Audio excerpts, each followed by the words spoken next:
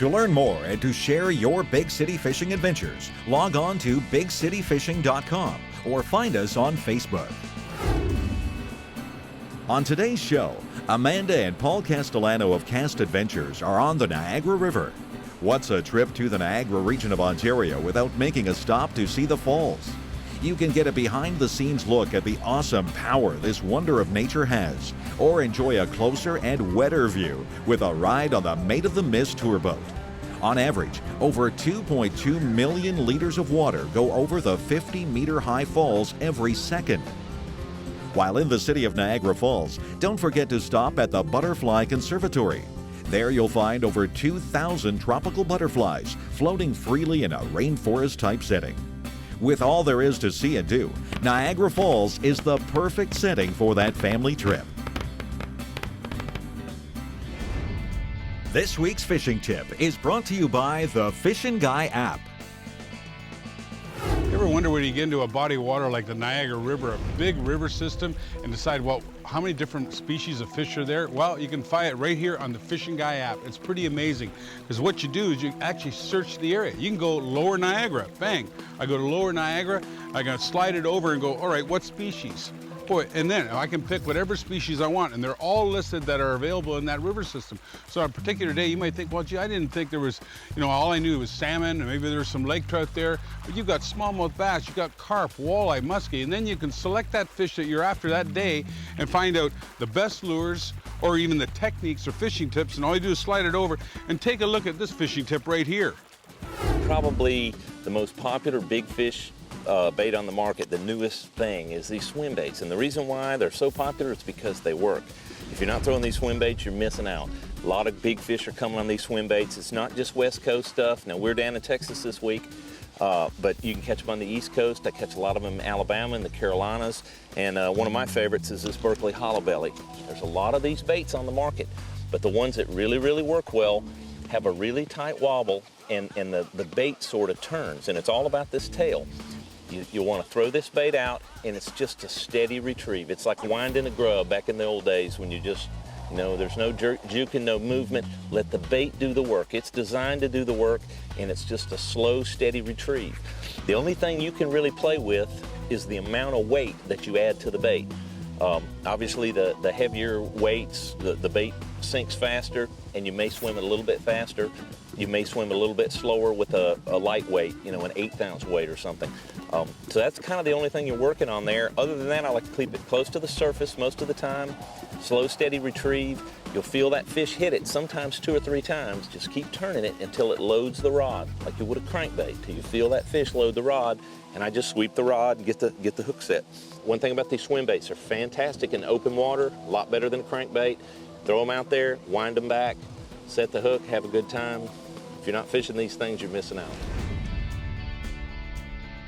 Smallmouth bass are part of the sunfish family. I don't think it's a big one. Ready? Here you go. Nice. Yeah. Grab this guy quick. Yeah, it's nice too. Those little hooks, they just stick them. If you don't wait too long, as soon as you feel them. Yeah. What do you think? Nice little chunky smallie. Yeah, I like it. All right, I'm gonna Nice. check mine.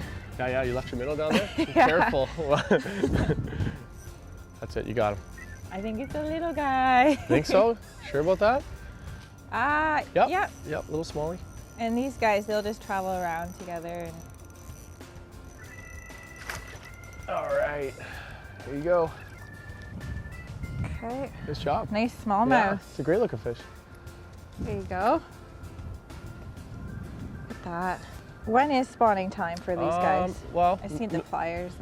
normally it's between like that 63 and 66 degrees. Smallmouth though, they might spawn a little sooner, when the water's a little bit cooler, but that's typically when you see the most activity.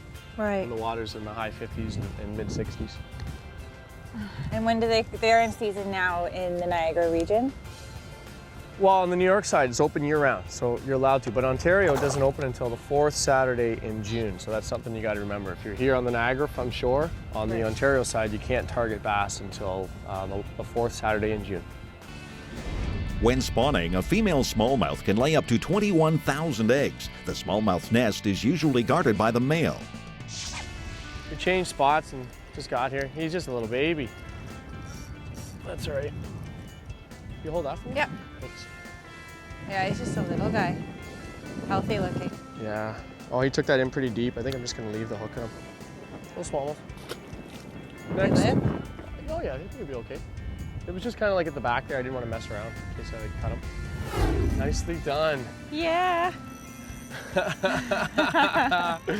That's awesome. what I'm talking about. Should I pull up or should we go for a double? Ah, I'll pull up. I'll pull up. Yeah, pull up. I'll pull up. I think it might be a bass. I'm not sure. It's pretty. I think it's a pretty big fish, made it. I've It's got- acting like a bigger fish. I've got a little minnow on. What do you think of the ultralight gear? Love it. Isn't it fun? Oh yeah, you can feel everything with this. Get Oh, your yeah. tip going straight. Oh, Wow. What is that? it's a big drum, freshwater drum. No way. Yeah. I've never caught a drum. Come on. Good. Yeah, it's a big drum. These things are really neat looking, eh? Yeah, they look like a redfish. It's like I'm back in Florida. All right. Oh yeah, that's a good fish. Hells yeah. There you go. All Nice right. net job. Nicely done. You got to be really careful. There's a couple things I'm going to show you. Take the hook out first. So are they a sucker as well? I don't know. I don't know what family they're from. But see this here Yeah. on their gill plate? Yeah. That's really sharp. So you have to watch. And then they have big spikes on them, right on the tips of their fins. There's a spike here. Oh, You yeah. gotta watch, right? Okay. So if you pick them up, just be careful of those. You can kind of feel them. There we have it. Nice silver drum. All right, cool. Throw them back. Okay. Well, I think they're pretty hardy fish. Yeah, no, they're good. He was fine. First drum ever. First. I don't know if I should congratulate you with a sheephead or a drum, Well, but congratulations. hey, That's there's great. a That's first awesome. for everything. Yeah, that's fantastic.